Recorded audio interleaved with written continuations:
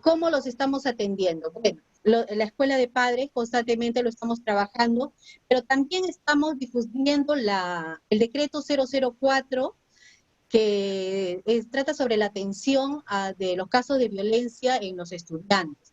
Ese decreto este año, hace poco ha sido actualizado, ha salido una norma, la RM 274, que actualiza uno de los protocolos de intervención que es sobre la violencia ejercida a un niño por un familiar o por una persona cercana al hogar.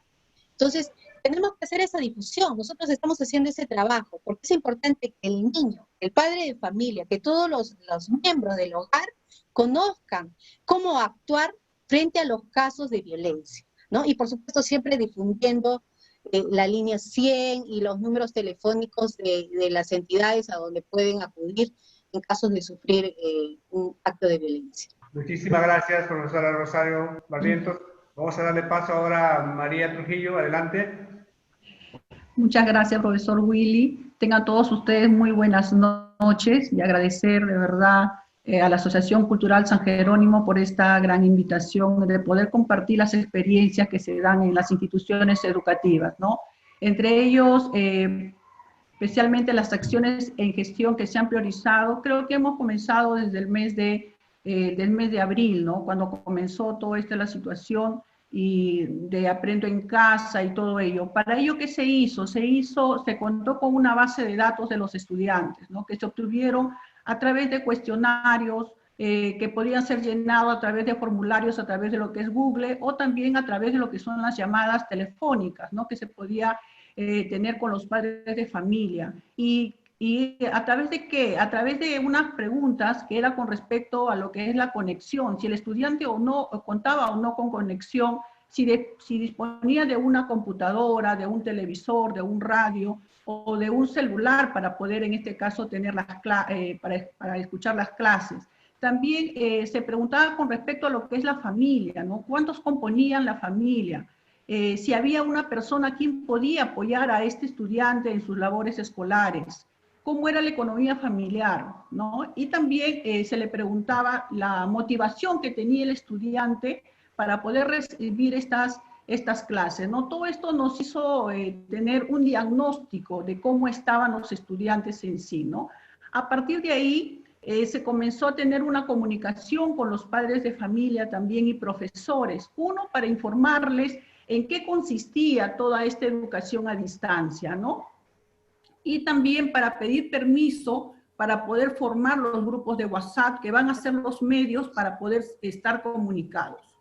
A partir de ahí también se les dijo que el Estado nos establecía una estrategia que es Aprendo en Casa, que ellos podían de alguna u otra manera, de acuerdo a sus facilidades, escuchar las clases a través de la televisión, a través de la plataforma, a través de internet o a través de la radio, ¿no? Para ello, ¿qué se hizo? Se elaboraron horarios de clase, ¿no?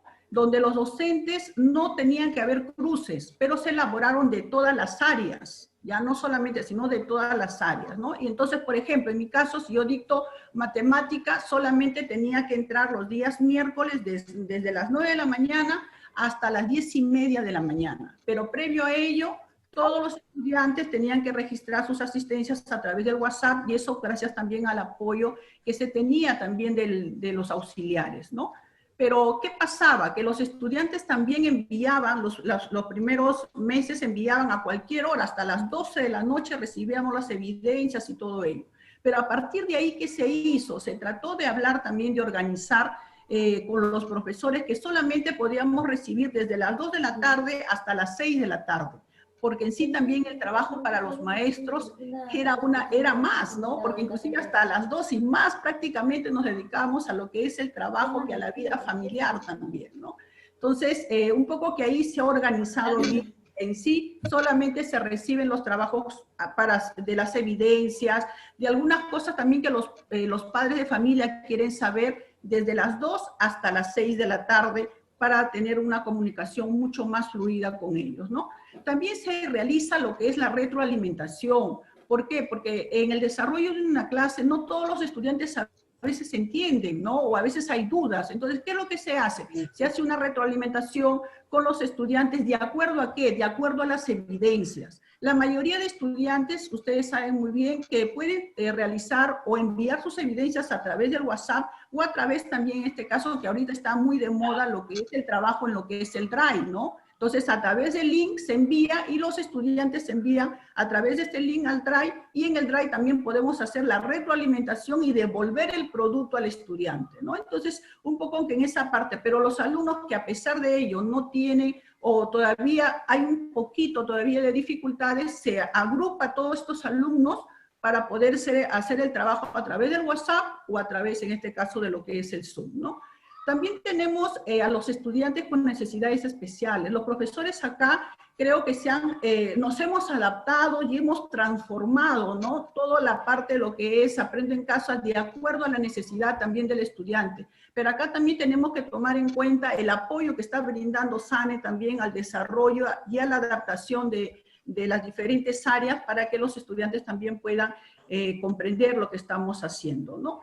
También en este caso se ha visto que, que hasta antes del mes de julio, más o menos, los estudiantes, había una mayor concentración de estudiantes, pero después ya de todo, después de este mes que estamos viendo, ya es poca la participación, ¿no? Muchas veces debido a la parte económica, a la parte familiar también, a la parte de salud, ¿no? Entonces, en esa parte, los docentes también, valga la redundancia, los docentes también somos empáticos porque nos ponemos también en lugar de los estudiantes, ¿no?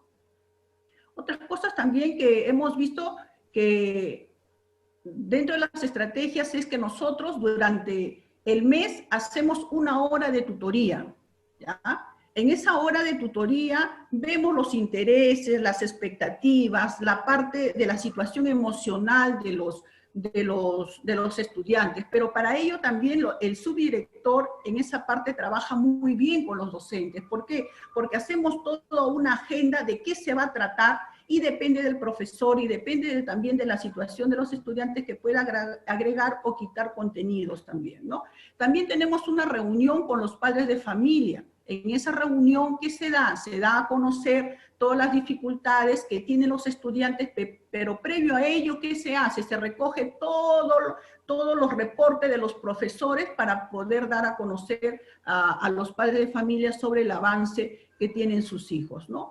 Y se trabaja, especialmente estamos trabajando bastante con los alumnos de 5º año de secundaria. ¿Por qué? Porque ellos son prácticamente, ya faltan 3 meses y medio que ya salen ya de lo que ya termina su educación básica regular, y estamos dando apertura a las universidades, a los institutos, para que brinden también toda una gama de especialidades que puedan en este caso aportar en su formación para ellos, y también se les brinda una comunicación muy constante de las propuestas que da el Ministerio de Educación, de las propuestas con respecto a lo que son las becas para Japón y para todos diferentes tipos, y también para lo que es PRONAVEC, ¿no? Entonces, para que ellos también se sientan que tienen un abanico de posibilidades a la hora de terminar también lo que es la educación básica regular, ¿no? Y estar en constante comunicación. Bueno, creo que dentro de las propuestas que en este caso estoy brindando es que las instituciones educativas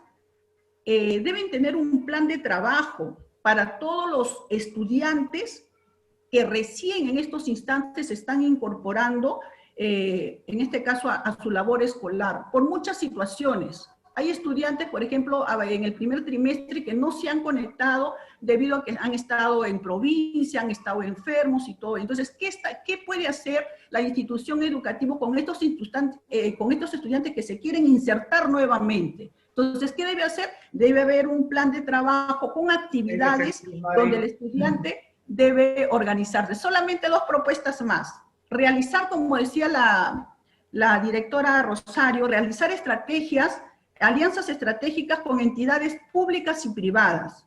Pero para dar que, si bien es cierto el docente da la parte socioemocional, pero debe haber especialistas como psicólogos para dar en la parte emocional tanto a los padres de familia y a los estudiantes, ¿no? También no solamente la parte emocional, sino odontológico, la parte ginecológica, nutrición, etcétera, ¿no?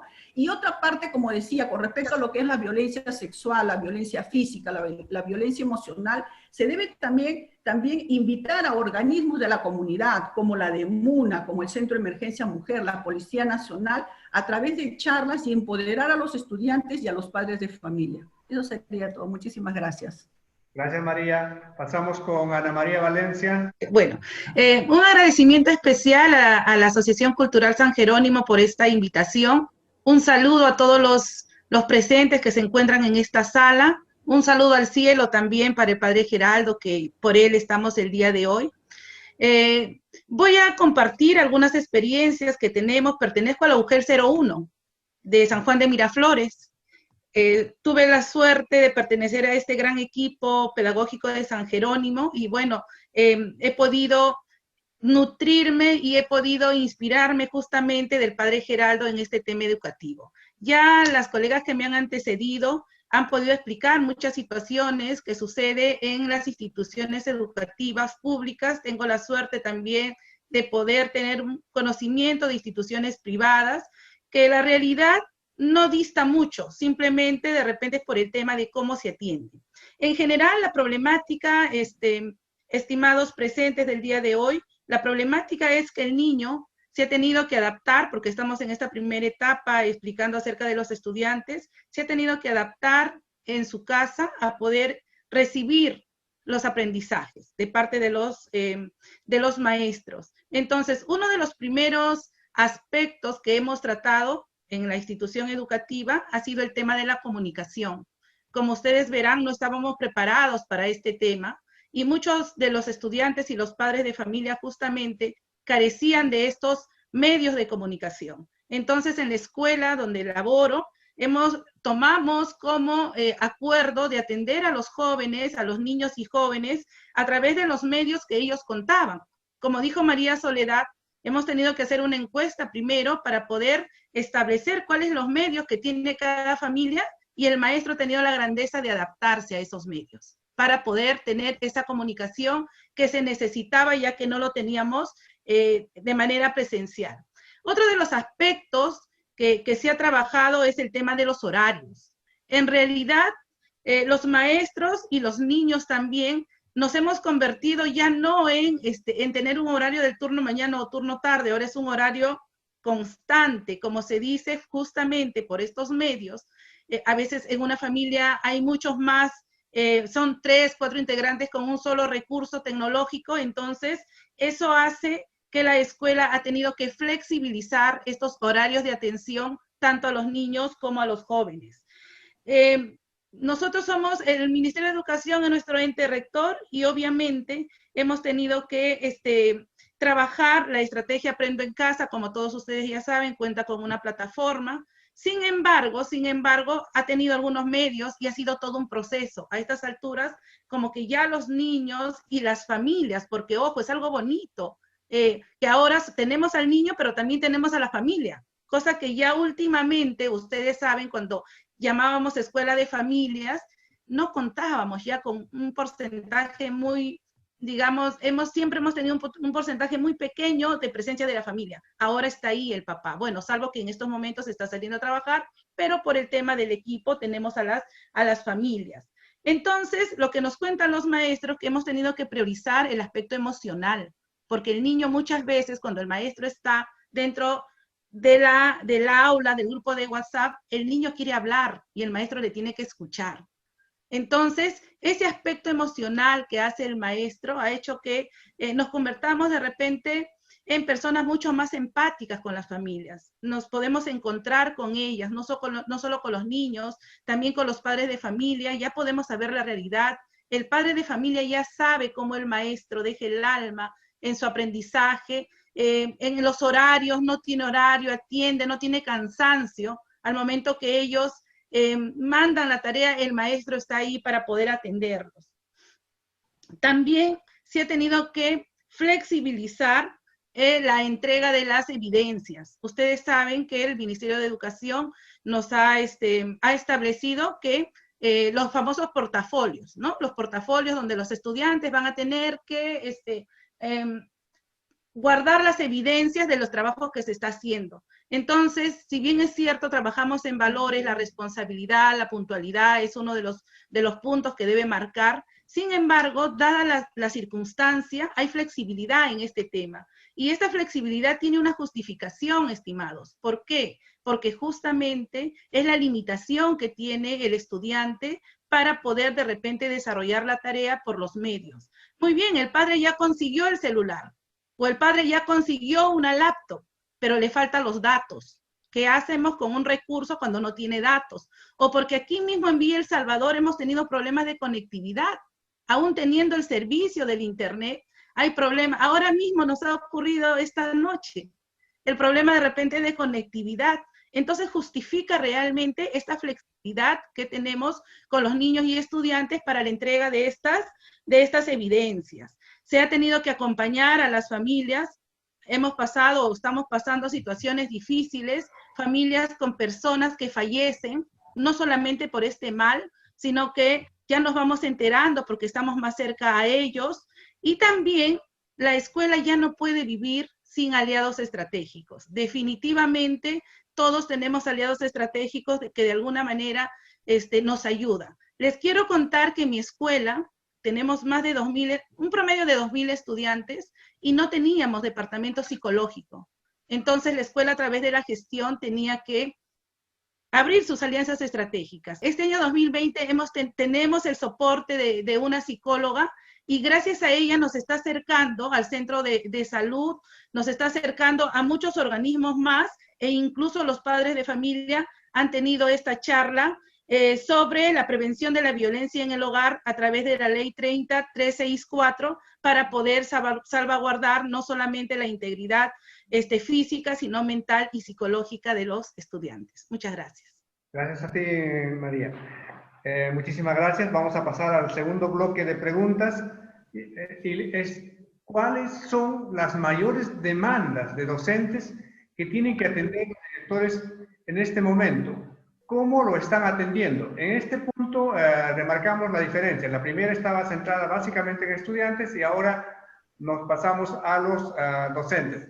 Continuamos contigo, Ana María, para que sigas con el discurso. Excelente, muchas gracias. Bien, ustedes saben que el maestro y los estudiantes, padres de familia, somos un ente que articulamos. Es una articulación, no existiríamos si que no existe uno de ellos. Entonces, el docente también ha tenido problemas de conectividad. Podremos entender que estos teléfonos celulares que han sido propios se han vuelto públicos.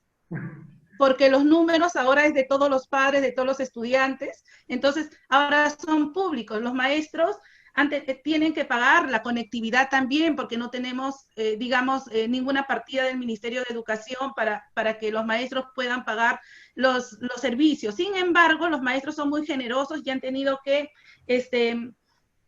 entregar sus números para poder comunicarnos. Lo más importante dentro de las estrategias que hemos tomado es que el maestro ha asumido una responsabilidad tutorial académica por aulas. Ha asumido esta tutoría académica con responsabilidad de poder atender a los estudiantes. Si bien es cierto, estamos bajo un enfoque de retroalimentación, sin embargo, se está atendiendo. En mi escuela, con un consenso con los maestros, hemos logrado realizar un horario institucional, de tal manera que hay un orden y se prioriza una área dos áreas por día. Porque a veces los matemáticos dicen, no, matemática es más importante, comunicación, y todas las áreas son importantes, pero hemos llegado a un consenso de que se lleve 2 áreas por día.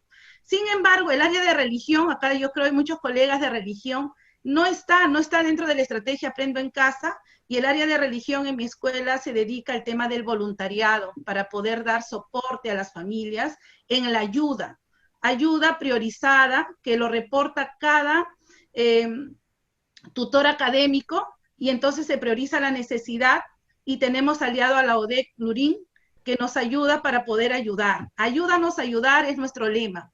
Esa es una de las, de los logros que se está realizando dentro de la escuela y nos está sosteniendo también espiritualmente a través de cadenas de oraciones. Los maestros también han sufrido el embate de la enfermedad los maestros están perdiendo a sus padres en estos momentos, los maestros también necesitan ese soporte. Entonces, hay un grupo de maestros, se hace la cadena de oración, y entonces ahí nos vamos encontrando cada vez más entre maestros, nos vamos sensibilizando cada vez más entre maestros. También trabajamos, lo más importante, la interacción que tenemos, el acompañamiento al maestro que hacemos el equipo directivo, por áreas, vamos analizando la necesidad de los estudiantes y vamos adecuando sobre todo este material, estos recursos que van a llegar a los estudiantes. Otra de las estrategias que tenemos con los maestros son los trabajos, es a través de los trabajos colegiados. Son las guías, es decir, alguna experiencia exitosa que tiene alguna área lo comparte con las otras áreas.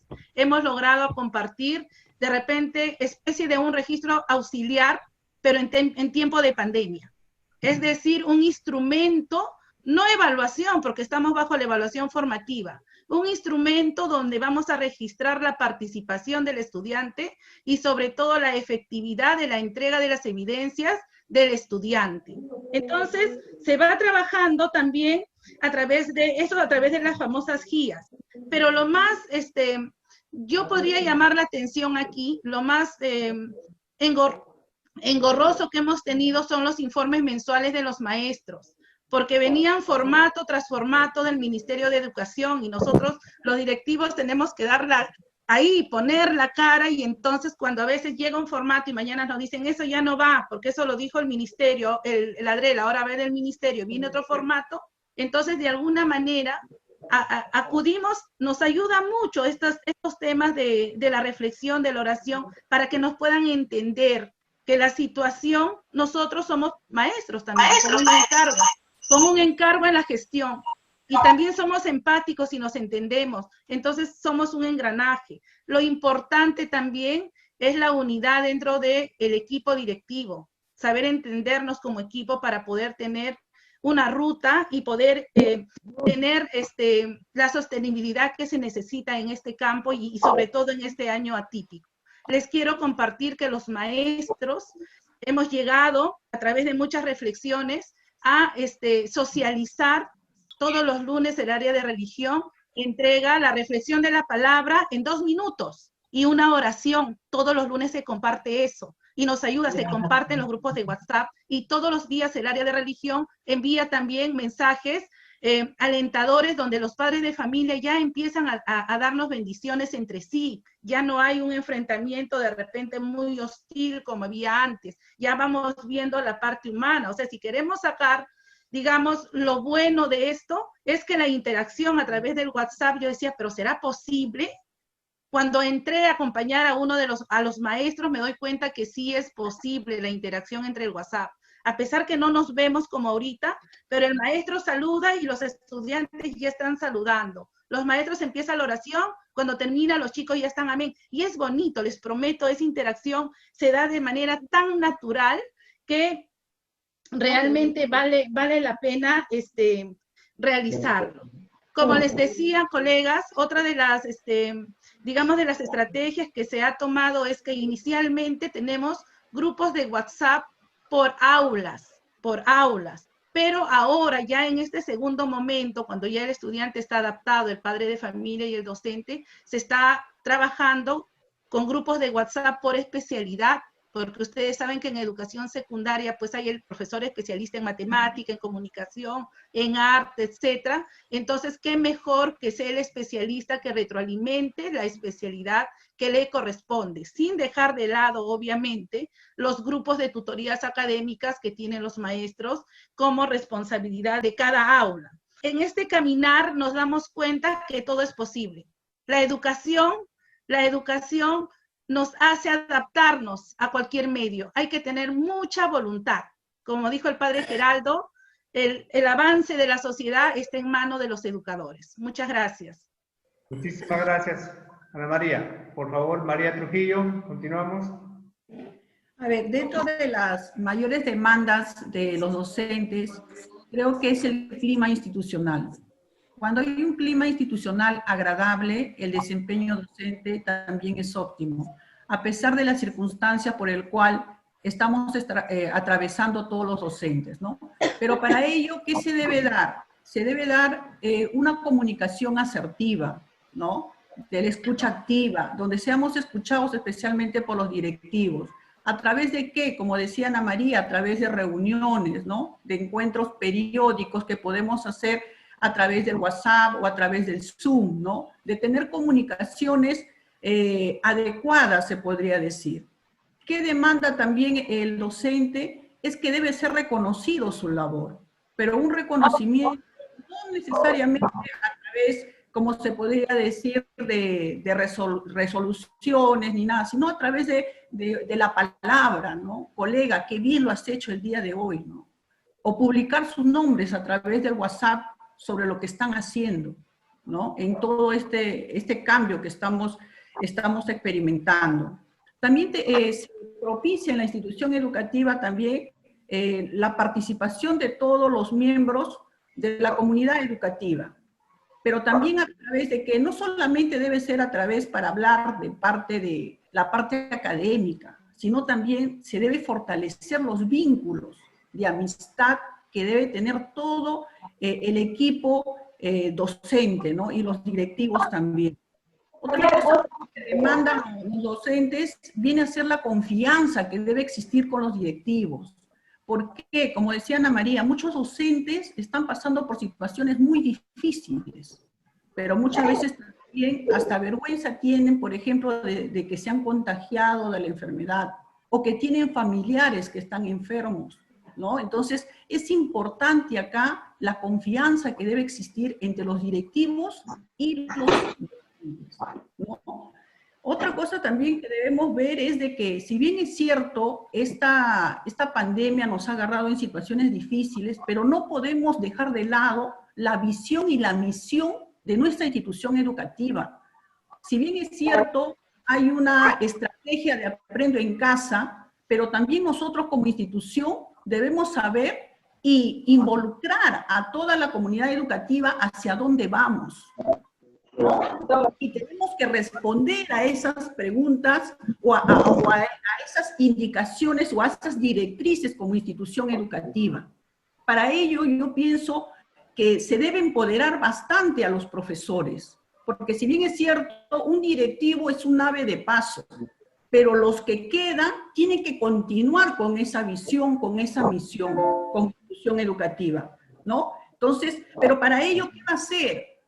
El directivo tiene que llegar a unir, llegar a consensuar, ¿no? Llegar a acompañar en la labor del docente, pero no de una manera de supervisión, que gracias a ahora se ha quitado, sino a la vez también de monitoreo, de poder acompañar. Pero este acompañamiento tiene que ser con las reglas claras, de saber qué indicadores en este caso, me van a monitorear, ¿no? Y también, en este caso, poder incentivar al estudiante, a pesar de la situación en la cual nos encontramos, comenzar con nuestros proyectos de innovación. Todos los docentes están innovando, pero ¿qué está faltando? El acompañamiento, y aparte del acompañamiento, la sistematización. Porque si bien es cierto, hay docentes que hemos participado en lo que son las buenas prácticas, y cuando observamos la exposición y decimos, oye, pero si eso de ahí nosotros también lo realizamos en nuestro colegio, ¿no? Y a veces hay docentes que tienen más de 10, 11 prácticas que lo están haciendo en su institución, pero ¿qué es lo que pasa? Falta acompañamiento y sobre todo sistematización de su labor como debe ser. Si tomamos en cuenta todas las demandas que realizan los docentes, que cada vez se están empoderando, necesitan netamente lo que es el acompañamiento y sobre todo la capacitación en estas nuevas herramientas tecnológicas, ¿no? No solamente decir, hay un curso, inscríbanse, matricúlense, no. La cosa es que el directivo acá tiene que acompañar. ¿Y a quién debe, en este caso siempre hay una persona que de alguna otra manera destaca? Comenzar a hacer nuestras comunidades de aprendizaje a través de áreas, a través de grados, ¿no? pero todo eso se va a enriquecer al docente, se va a hacer mucho más confiable, ¿no?, en su labor y va a ser mucho más motivador para él, porque el docente ahorita tiene que estar motivado para poder afrontar toda esta situación, porque miren, en lo que es evaluación, lamentablemente no sabemos, estamos todavía a la expectativa qué va a venir, si vamos a poner notas, solamente las evidencias. Entonces, pero para esto, ¿qué pasa? Las instituciones educativas debemos tener un plan de trabajo, que no solamente dependa de lo que viene del ministerio, sino de nosotros como base. Pero siempre ahorita estamos solamente guiándonos de lo que viene de arriba, ¿no? Si bien es cierto, tenemos que presentar todo lo que son los informes y todo, y que está bien, que eso también son evidencias de nuestro trabajo, pero también como institución, ¿qué estamos haciendo? ¿Hacia dónde vamos? Solamente caminamos porque, bueno, tienen que hacer esto y esto. No, nosotros como institución también tenemos que transformar. ¿Y cómo vamos a transformar? Empoderándonos, ¿no? Y uniéndonos. Y se ha visto mucho esto del soporte emocional a través también de las reuniones, a través también de la parte económica, que como docentes también tenemos que ser solidarios con nuestros compañeros que están pasando por situaciones difíciles. Creo que esta parte de la pandemia nos ha hecho ver que podemos ser capaces de transformar realidades a pesar que estamos pasando por situaciones muy difíciles. Muchísimas gracias. Gracias, María. Muy bien. Pasamos entonces con Rosario Barrientos. Bueno, para todos, ¿no? Directivos, maestros, todos los actores educativos, enfrentar esta crisis requiere de estar armados, de tener una caja de herramientas. Y en este caso, pues, una de las primeras herramientas que demanda, de la cual debemos estar todos empoderados, es la parte tecnológica. Entonces, empezando por ahí, ¿no? Es un aspecto que ha sido necesario fortalecer en los maestros. Hemos aprovechado los recursos del portal Perú Educa, del Ministerio de Educación, para que los maestros se capaciten, ¿no? Pero también hemos utilizado, o hemos aprovechado también alianzas estratégicas. Con la Municipalidad de Lima actualmente estamos llevando un curso que es Estrategia para la Gestión del Aprendizaje en Entornos Virtuales. También la Municipalidad de Comas está haciendo algunos cursos que siempre motivamos y propiciamos para que nuestros maestros, ¿no? Y todos en sí, no solamente los maestros, sino todos, directivos también, llevemos, ¿no? Entonces, la parte tecnológica es muy importante. Aún así, a pesar de estas oportunidades, todavía tenemos algunos maestros que se resisten, ¿no? Si bien es cierto, la mayoría sí tiene la disposición, pero todavía tenemos algunos maestros. Entonces, por ahí estamos todavía trabajando en la parte de sensibilizarlos de lo importante que es que se empoderen, ¿no? Del conocimiento, del dominio de ciertas herramientas tecnológicas, ¿no? Por ejemplo, le preguntas a un niño, ¿quién es tu maestro? Un niñito de inicial. A veces los niños de inicial piensan que la señorita de la televisión es su maestra, ¿no? Y el niño no, tiene que identificar quién es su maestra, ¿no? Tiene que su maestra, cómo es la voz de su maestra, cómo es su rostro, tiene que conocer, tiene que identificarse con su maestra. Entonces, por eso es muy importante que el maestro utilice las herramientas tecnológicas, que pueda hacer un video, que pueda hacer un audio, ¿no? Elementos audiovisuales para que pueda hacer una adecuada retroalimentación y pueda llegar mejor a los niños, ¿no? Sobre todo en los más pequeños, ¿no? También en los grandes. En mi escuela tenemos pues los 3 niveles, ¿no? Inicial, primaria y secundaria. Entonces, la parte tecnológica sigue siendo muy importante. Si bien es cierto, en poco tiempo los maestros se han empoderado mucho de lo que en años de repente no lo han podido hacer, pero aún falta, ¿no? Aún todavía estamos en ese proceso. Entonces, seguimos trabajando por ahí y tratando siempre de animar al maestro, ¿no? De que pueda acceder y llevar estas capacitaciones. A veces es tedioso, porque no solamente es uno, dos, tenemos de todos lados. Entonces tratamos de canalizar, digamos, las que mejores oportunidades nos ofrecen, ¿no? Y sobre todo, pues, que sean gratuitas también, ¿no? Y otro aspecto clave, importante, que necesita toda persona que labora en una institución es un buen clima institucional. Entonces, siempre debemos no perder de vista ese aspecto, ¿no? Entonces, por eso ha sido muy importante la construcción de nuestras normas de convivencia. Yo creo que ya en todas las escuelas lo han hecho, ¿no? En mi escuela lo hicimos, apenas empezó la pandemia, apenas empezó la educación, Aprendo en Casa. Bueno, tenemos también la asesoría de una psicóloga, ¿no? Aparte de nuestros aliados estratégicos. Y lo interesante es que nosotros hemos hecho, por ejemplo, hemos hecho videos, ¿no? De cada norma.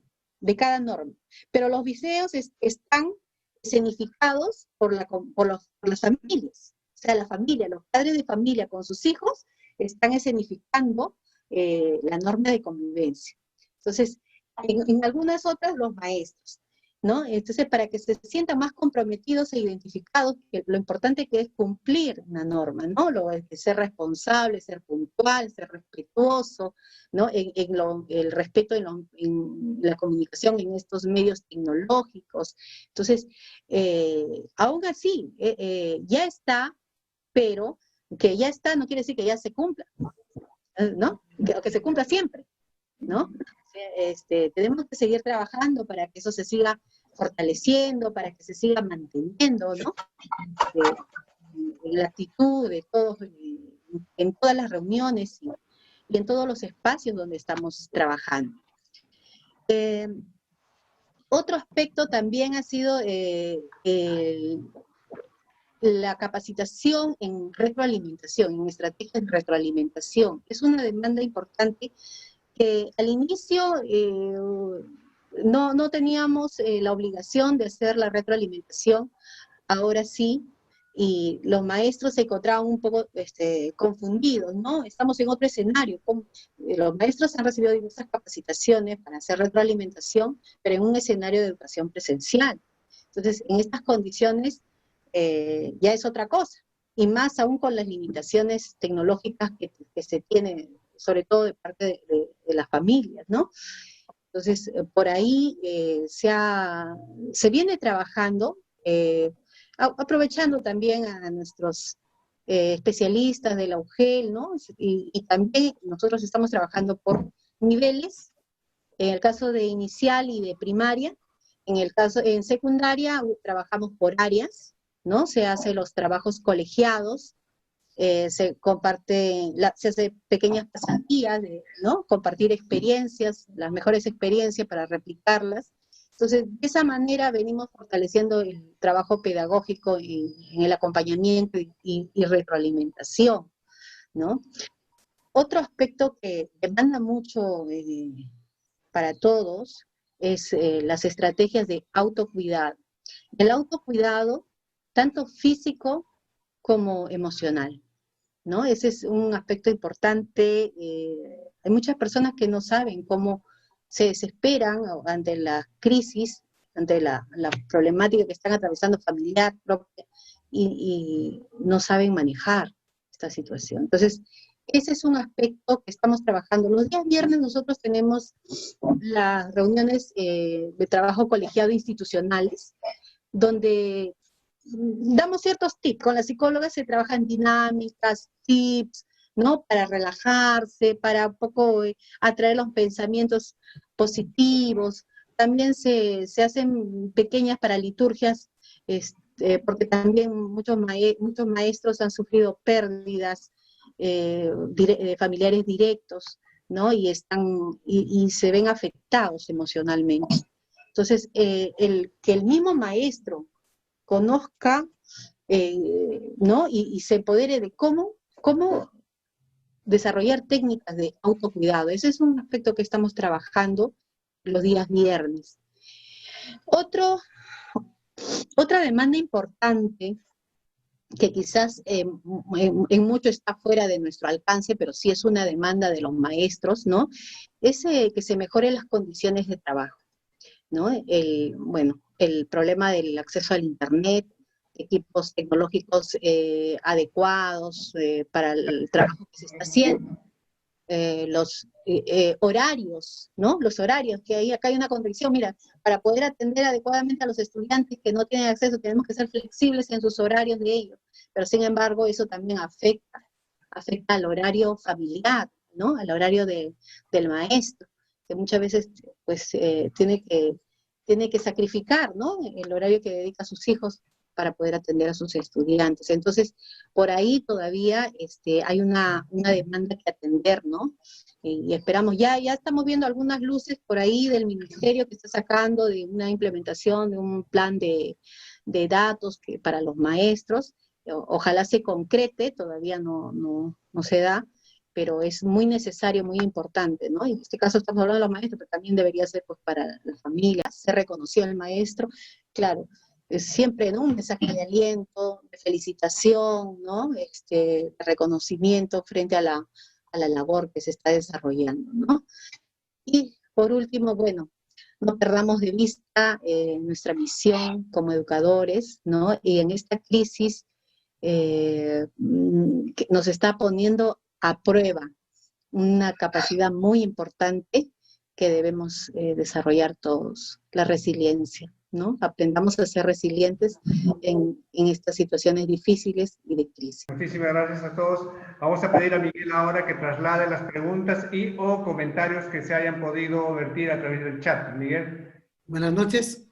Para decirles que sí hubo algunas preguntas o comentarios sobre la presentación. Y en general, en primer lugar, hay una empatía de parte de todos, porque todos tenemos el mismo problema como directivos o como docentes.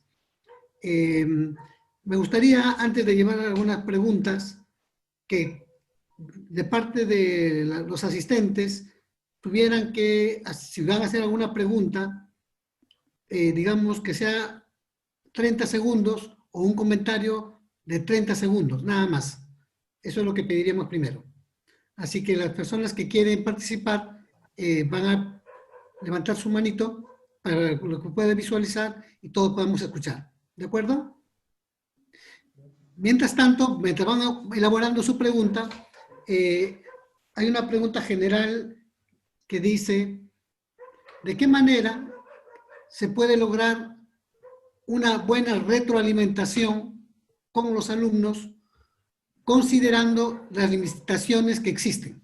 Entonces, les decía, la pregunta para la mesa, mientras los demás van elaborando sus preguntas, es: ¿qué actividades de retroalimentación se están realizando con los alumnos? Profesor Miguel, comentaba con respecto a lo que son las evidencias. Si bien es cierto, los estudiantes cada vez que desarrollan, cada vez que los profesores desarrollamos una sesión de aprendizaje, se deja solamente, en el colegio se estipula dejar 1 a 2 evidencias, nada más, ya 2 actividades. Entonces, los estudiantes envían a través, tienen, por ejemplo, si yo enseño los días miércoles hasta el día sábado para que puedan enviar sus evidencias, ¿ya? Y a partir de ahí lo envían a través de lo que es el WhatsApp o a través, como les decía, a través del link que va directamente a lo que es Mi Drive para poder observar lo que han resuelto. A partir de ahí se comienza a hacer la retroalimentación, ¿sí? Una retroalimentación, ustedes saben que hay diferentes tipos de retroalimentación.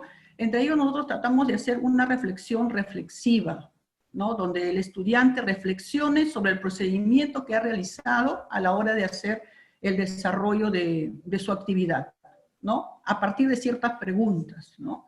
Y luego de ahí también se le hace tipo una metacognición. ¿Para qué les sirvió el desarrollo de esa actividad, ¿no? Pero previamente también a ellos, si bien es cierto, no todos hay todavía una especie de vacíos, se hace una retroalimentación, pero de manera mucho más grupal, que puede ser a través del WhatsApp o a través del Zoom, ¿no? Eso vendría a ser lo que nosotros realizamos en la institución educativa. Muy bien. Para la profesora Ana María Valencia preguntan, ¿cómo priorizan el aspecto emocional de los niños en su institución educativa? Bien, se hace de 2 maneras. Uno lo hacen los maestros, como les decía, a través de la interacción, y los maestros comunican. Tenemos un grupo donde se comunican los casos muy difíciles que estamos pasando, y entonces se elaboran mensajes, incluso a través de la dirección, la directora ha elaborado una tarjeta, por ejemplo, de saludo, de condolencia cuando algo ocurre, y tiene eco, porque realmente las familias responden muchas gracias, gracias maestros, como que se sienten, ¿no? Sienten el soporte de sus maestros, de sus directivos. Lo hace también la psicóloga, como les contaba, este año contamos con el departamento psicológico, tenemos una señorita que es muy activa, la señorita psicóloga que atiende, y los tutores académicos derivan casos y la psicóloga los llama y los atiende. También puede ser a través del WhatsApp o a través de la vía telefónica. Incluso, a pesar que ustedes saben que la psicología en la escuela pues no es tratamiento, todo es el tema de prevención, sin embargo, ella cuando ya ve casos muy, muy especiales, deriva al centro de salud, sugiere, ¿no? Sugiere en función a lo que ella ha detectado de repente o analizado. Entonces, este soporte emocional, como les decía, a los estudiantes vemos que hay eco, que funciona, y sobre todo también este soporte emocional va cuando este grupo de voluntariado por maestras de religión y una maestra de comunicación de la escuela, como les decía, van a las casas, a las familias, los visitan, tienen ese desprendimiento de ir a pesar de la situación en que estamos pasando, los visitan y los padres se sienten identificados, colegas, no solamente es por un tema de poder acercarnos a ellos por llevarle una canasta o algo, sino ellos quieren ser escuchados, que es muy importante, y vemos que hay eco, y vemos que realmente el hecho de escuchar al estudiante, de escuchar a la familia, responde y nos sensibilizamos todos. Y esto se ha notado porque recién hará 3 semanas se han entregado los textos, y las familias que bien responden, y sobre todo ver a los maestros, ellos nos han manifestado que han sentido muchas muestras de aprecio, ¿no? Lo que antes a veces los padres criticaban y todo, entonces son sensibilizados en este aspecto emocional. Muy bien, para la profesora Rosario nos pregunta, ¿puede especificar mejor en qué consiste los trabajos colegiados que realizan los directivos o como directivo con sus docentes? Nosotros, como tenemos los 3 niveles, inicial, primaria y secundaria, solo tengo su dirección en el nivel primario. Entonces, ya en el nivel primario la subdirectora se reúne por ciclos, ¿no? Por ciclos. El ciclo 3, 4 y 5, que son pues primer y segundo, tercer y cuarto, y quinto y sexto grado, ¿no? Entonces, de esa manera se revisa la planificación semanal que saca Aprendo en Casa. Y también se realiza, se revisan los casos de los estudiantes que están en riesgo, o sea, es decir, que dejan de comunicarse, o algunos que no están enviando sus evidencias. Entonces, esos casos nos reportan para poder comunicarnos con la psicóloga, ¿no? Y hacer el seguimiento. En el caso de inicial es similar, ¿no? En el caso de secundaria también se trabaja de esa misma manera, pero en el caso de secundaria es por áreas, ¿no? Por áreas. Lo que hacemos básicamente, como les digo, es la revisión de la programación,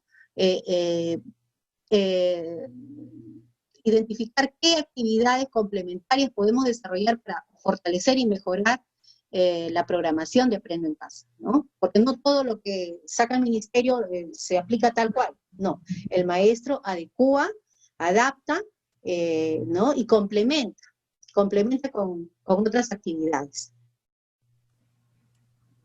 Muy bien, Charito. Bien, teniendo en cuenta que de todos los presentes hay una gran riqueza en cuanto a lo que están realizando, y probablemente muchas ideas que los ponentes los han dado a conocer ya lo están realizando, y hay otros que todavía no se han mencionado. Por lo tanto, pediría solamente 20 a 30 segundos para que aquellas propuestas que no se han mencionado pudieran comentarlo, sea a través de... A mí ayer se me cayó ese vaso con el poquito de gaseosa, que por eso que... el área de gestión, o puede ser desde el punto de vista de los docentes. Como les digo, solamente 20 a 30 segundos para... algún tipo de cuadro que no se esperaba, pero que habla de una situación que debió llevarnos a esperar un poco más, a tener un poco más de paciencia. Bien. Mira, es por eso que... Lo que voy a hacer, por si acaso,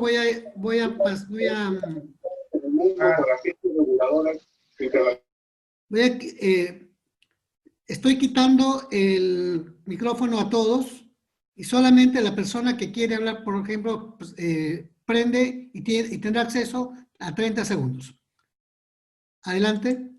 Mi participación va, buenas noches, ¿me escucha? Sí. Mi participación va porque los grupos de interaprendizaje de los docentes también es enriquecedor cuando se hace por grados en el nivel secundaria, aparte de por áreas, para reforzar y complementar. Y muy cierto lo que dice la señorita de revisar en conjunto y analizar la planificación de la semana. Eso también es muy importante. Y en ese trabajo de grado, no solo se ve, como dice ella, la parte del desarrollo de la planificación, sino también lo más importante es saber el estado emocional de los chicos y quiénes necesitan realmente ese apoyo con las alianzas estratégicas de la psicóloga, ya sea a nivel institucional o a nivel de universidades o institutos que nos puedan brindar ese servicio tan valioso.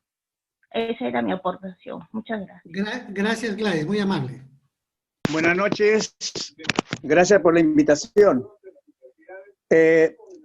Para la profesora, la señorita Ana María Valencia, quisiera hacer una pregunta. ¿Qué experiencias ella puede compartir como profesora que asesora tanto en colegios particulares como públicas?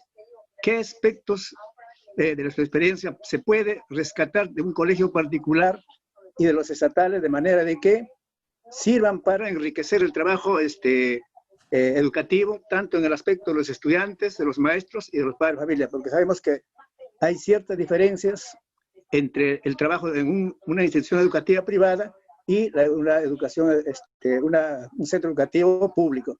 Gracias, esa es mi pregunta. Gracias. ¿Puedo contestar? Sí, sí, adelante. Ok, muchas gracias. Muchas gracias por la pregunta. Como les decía, sí tengo la suerte de conocer las dos realidades de los colegios públicos y un colegio privado que tengo el gusto de trabajar ya hace varios años. En realidad, la situación en los colegios privados este año con esta pandemia se ha visto muy afectada por la migración que ha habido de muchos escolares que a veces el padre de familia, bueno, como el ministro de algún momento salió a decir de repente que todos iban a pasar de año, entonces muchos padres de familia eso es lo que han justificado, ¿no? Bueno, el año está perdido, que se vaya a un colegio del Estado. Y entonces, esa es la situación. Sin embargo, el padre de familia que tiene a su niño en un colegio privado, digamos como que sí cuenta con herramientas, de repente mínimas, pero sí la pandemia le ha encontrado con herramientas. Por lo menos tienen su laptop, por lo menos tienen un celular, etc. Entonces, dentro de esas experiencias, también, a pesar de ser un colegio privado, los maestros han tenido la oportunidad de tener que enriquecer su práctica. ¿En qué sentido? En que ya hay una mayor exigencia. Es decir, mientras que en el colegio del Estado de repente todos estamos por WhatsApp, ojo, no por capacidad de conocimiento, sino por limitación de equipos, en los colegios privados muchos de ellos ya cuentan con una plataforma.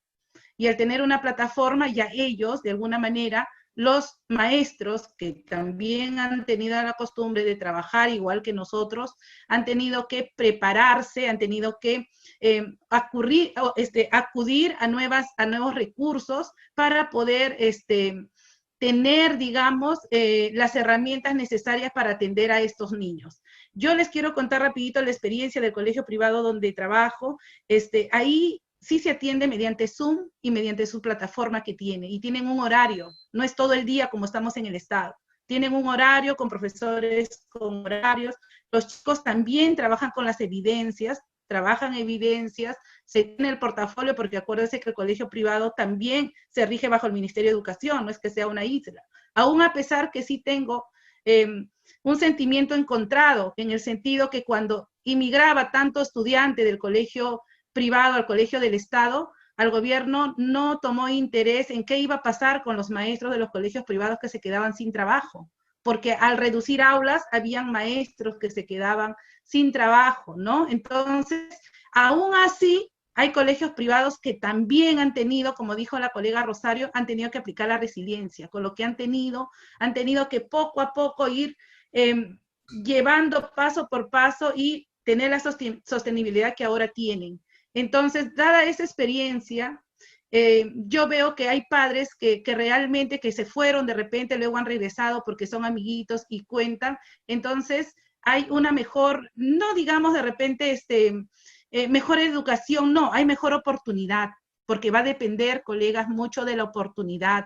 La limitación que tenemos de repente en los colegios públicos es eso, lo que hemos dicho hace poco, es el tema que no nos encontramos preparados, porque a pesar que el gobierno en un momento, bueno, dijo, vamos a prever las laptops, y acá en Lima los padres esperaban, no, perdón, las tablets, y acá en Lima esperaban los padres las tablets, de mi escuela nos decían, su directora, ¿cuándo van a llegar para otros lugares? A pesar de eso, es por el tema de la oportunidad. En los colegios privados, yo, por la experiencia que tengo, veo que están llevando como si fuese digamos, un horario normal, pero a distancia. Incluso con todo como se debe, pero a distancia, ¿no? Entonces, veo las dos caras de esta moneda. En cualquiera de los dos, el maestro ha tenido que tener la oportunidad de tener que avanzar y de tener que conocer estas nuevas herramientas tecnológicas para poder seguir en vigencia. No nos queda de otra, al contrario, también veámoslo como una nueva oportunidad. Muchas gracias. Hay una pregunta general para los tres que dicen, ¿qué instrumentos se están usando, se podrían utilizar para poder evaluar las evidencias? Bueno, recordemos que estamos en una evaluación formativa, ¿no? Si bien es cierto, hay una norma de evaluación, ¿no? La 094, la RBM, que sí nos habla de una evaluación sumativa, ¿no? Pero todavía no estamos en esa etapa de implementación de esa evaluación sumativa. Estos días nomás el Ministerio ha sacado un comunicado, ¿no? Que ya en los últimos meses del año se va a empezar a sacar una disposición sobre la evaluación sumativa. Todavía no estamos en esa etapa, ¿no? Ahorita los maestros lo que estamos haciendo es hacer retroalimentación al estudiante. Entonces,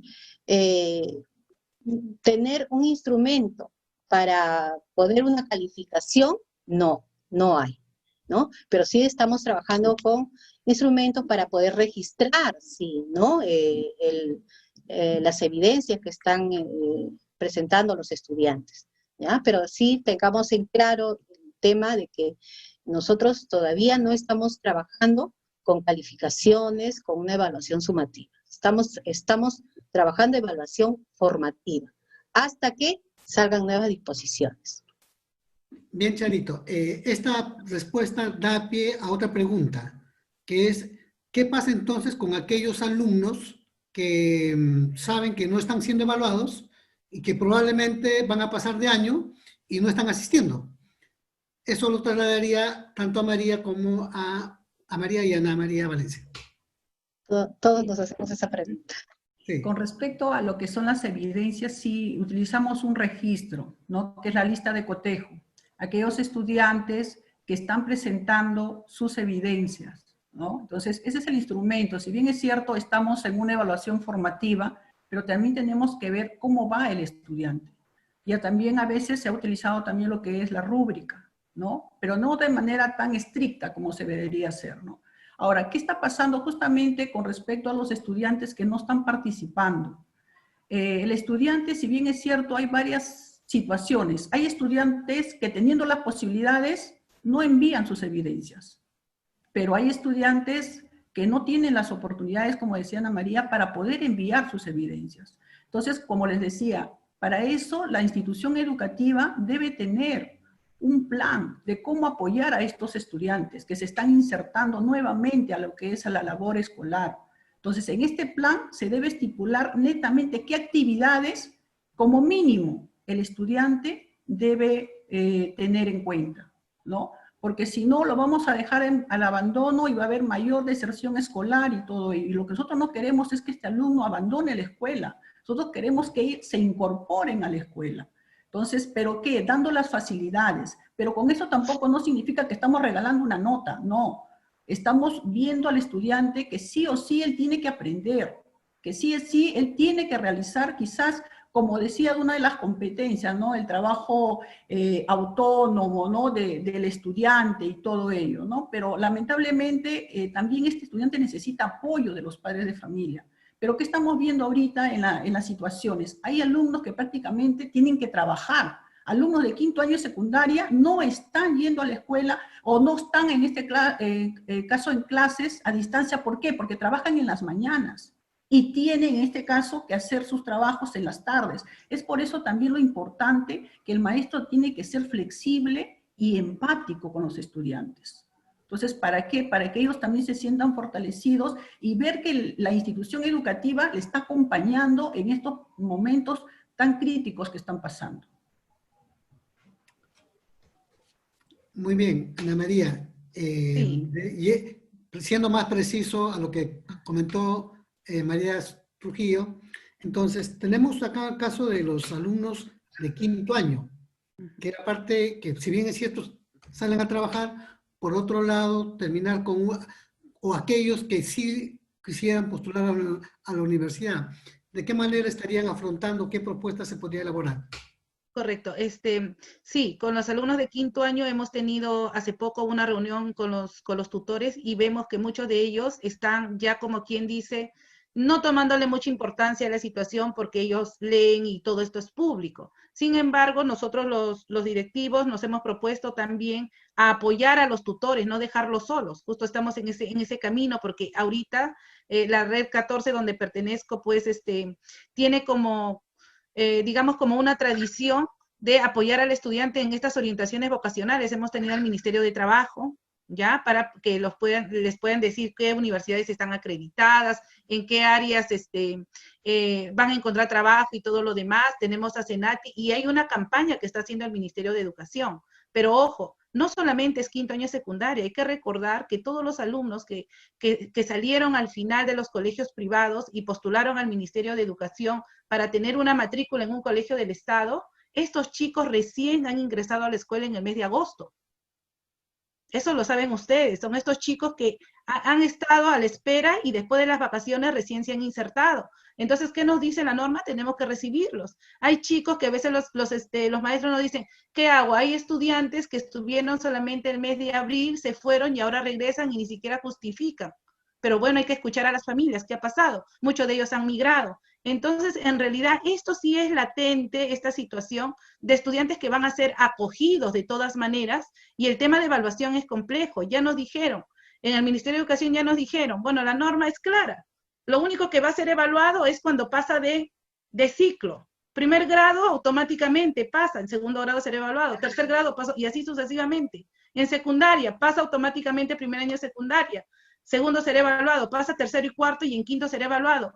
Pero todavía no nos dan las herramientas. No tenemos, como dice la colega Rosario, no tenemos. Lo que manejamos en las escuelas son justamente estos instrumentos para poder registrar las evidencias, porque normativamente nos dicen lo que va a ser evaluado son las evidencias, es lo que tenemos y es lo que en este aprendo en casa o en esta educación a distancia es lo que podemos rescatar. Inicialmente se pensó que los portafolios iban a llegar de alguna manera a través de los padres, pero no pensamos que esta pandemia se iba a alargar tanto, porque el ministerio ha mandado normas, colegas, normas, pensando que en algún momento vamos a ir presencial, de repente no los alumnos, los maestros, había primero. Entonces, este tema de evaluación todavía está incierto, ni nosotros mismos, que tenemos la asesoría de los especialistas de la UGEL, ellos mismos todavía no saben cómo va a ser este tema de la evaluación sumativa, porque ojo, sí estamos trabajando bajo el enfoque de la evaluación formativa. Muchas gracias. Muy bien, Ana María. Bien, entonces hemos escuchado tanto el panel, las preguntas, y quisiéramos pasar a, si no hay otra intervención. Parece que ya no hay. Entonces vamos a pasar para que Willy pueda hacer algunas conclusiones sobre este conversatorio. Bueno, yo agradecerle, muy viva la conversa. Y yo rescataría dos puntos esenciales. Una primera es que hemos aprendido a hacer diagnósticos sobre la marcha, ¿sí? Y diagnósticos de la situación de nuestros estudiantes y de nuestros maestros y sus familias. Y ahí hemos encontrado un conjunto de carencias, limitaciones que antes no eran tan visibles.